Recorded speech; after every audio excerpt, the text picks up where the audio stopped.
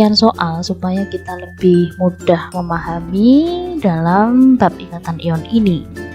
Oke, soal yang pertama adalah tuliskan pembentukan ikatan ion dari magnesium dan klorin dalam senyawa MgCl2. Oke, ada Mg. Mg itu nomor atomnya 12 sehingga konfigurasinya 282. Ada juga Cl. Cl itu nomor atomnya 17 sehingga konfigurasinya 287. Nah, perhatikan elektron valensi Mg ini 2. Nah, kan Mg ini akan stabil jika elektron valensinya kan 8. Sehingga yang dilakukan Mg adalah melepas 2 elektron terluarnya ini.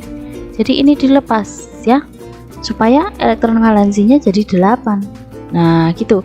Sehingga kalau ada 2 elektron yang dilepas, maka dia akan menjadi Mg berapa plus? Karena ada 2 yang dilepas berarti Mg 2 plus gitu. Konfigurasinya adalah 2.8. Nah, ini sudah stabil kalau 8 ya elektron valensinya. Kemudian untuk Cl ini ada 287. Ini kan elektron valensinya 7. Supaya jadi 8, dia akan lebih mudah menerima 1 elektron dibanding melepas 7 elektron kan gitu.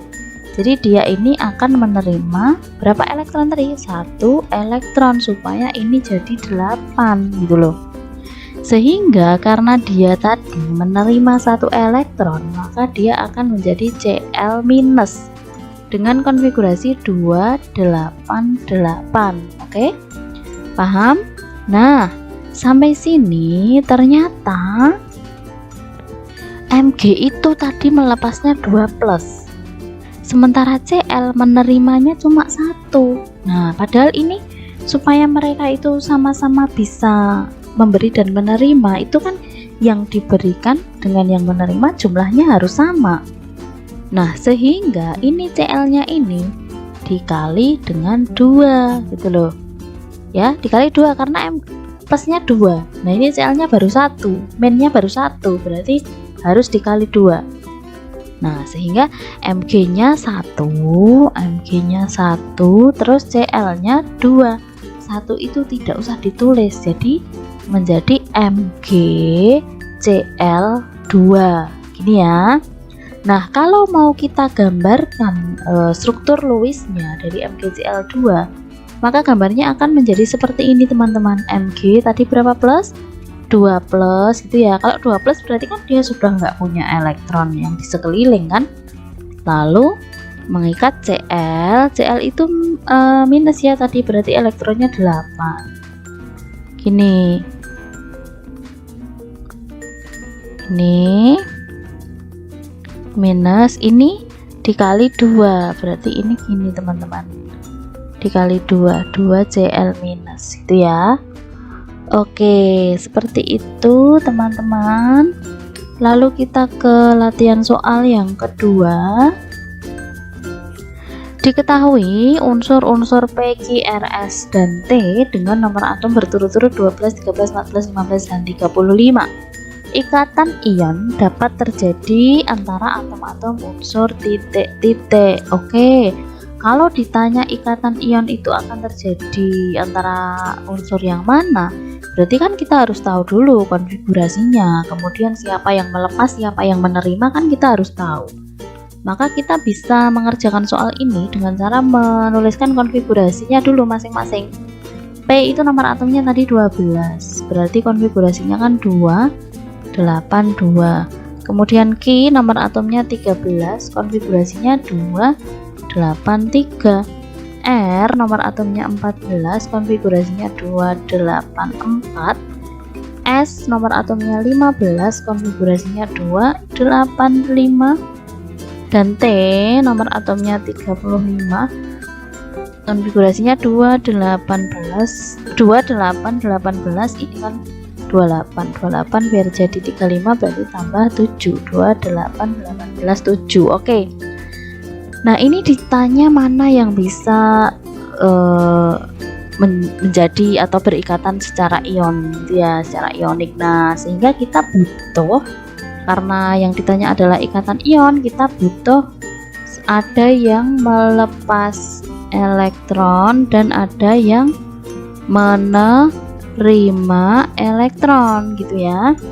Sehingga kalau kita lihat dari unsur-unsur ini, yang cenderung melepas elektron adalah yang cenderung melepas yang P ya. Yang P ini cenderung melepas elektron karena elektron valensinya 2, supaya 8 kan dia harus lepas ya, dilepas 2 gitu ya. Lepas 2 elektron. Nah, 3 juga bisa, Q juga bisa gitu ya. Q juga bisa melepas. Ini juga melepas. Nah, nanti tinggal pilihannya yang mana yang tepat gitu ya. Supaya 8. Kalau ini 4 tuh enggak ya, 4 enggak, 5 juga. 5 ini cenderung menerima gitu ya. Ini cenderung menerima 3 elektron. Sementara T itu elektron valensinya kan 7, berarti dia juga cenderung menerima 1 elektron. Nah, sudah, berarti yang bisa membentuk ikatan ion adalah kita dari opsinya aja ya. Yang A itu P dan Q. P dan Q nggak mungkin karena ini sama-sama melepas. P dan Q nggak mungkin bisa berikatan ion, wong sama-sama melepas kok ya. Kemudian yang B, Q dan R. Q dan R, R itu enggak ya karena 4 itu nanti ikatan kovalen, jadi ini juga salah. R dan S, R itu enggak ya karena kovalen, berarti ini salah. Yang D, P dan T, P itu tadi melepas, T itu menerima. Oke, P dan T betul ya, jadi P dan T, P melepas 2 elektron, T menerima 1 elektron. Nanti jadinya kalau P dan T berikatan itu jadinya P T 2 gitu ya, karena ini 1 jadi kali 2 menerima 1 elektron sehingga harus dikali 2. Kemudian kalau yang E, S dan T ya nggak mungkin ya karena ini menerima semua. Oke, jawabannya berarti yang D, P dan T ya. Seperti itu ya teman-teman untuk bab ikatan ion. Nanti insya Allah di video selanjutnya kita akan membahas mengenai ikatan kovalen. Oke teman-teman, tetap semangat belajar. Terima kasih dan wassalamualaikum warahmatullahi wabarakatuh.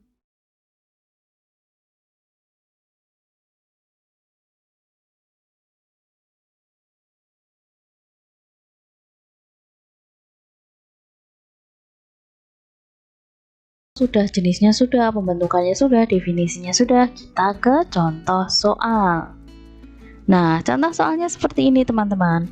Tuliskan lambang Lewis pada pembentukan molekul air atau H2O. Nah, teman-teman, kalau kita diminta menuliskan proses pembentukan ikatan kovalen pada H2O, ini berarti kita harus tahu bahwa di H2O ini ada 2H gitu ya, dan 1O kan gitu. Nah, kita tulis aja H itu kan elektronnya 1, berarti elektron valensinya ya 1. Kemudian ada O, nomor atomnya 8, berarti elektron valensinya 6. Nah, kita lihat di sini. H itu supaya duplet berarti kan dia kurang 1 elektron kan. Kemudian O supaya oktat, maka O ini kekurangan berapa? 2 elektron kan gitu. Sama-sama kekurangan, berarti kalau sama-sama kekurangan itu ya ikatan kovalen nantinya gitu ya. Nah, ingat tadi ada 2 atom H. Nah, O nya itu kurang 2 elektron, H nya kurang 1 elektron. Nah, ini padahal hanya ada 2. Oke, saya gambar lagi di sini ya.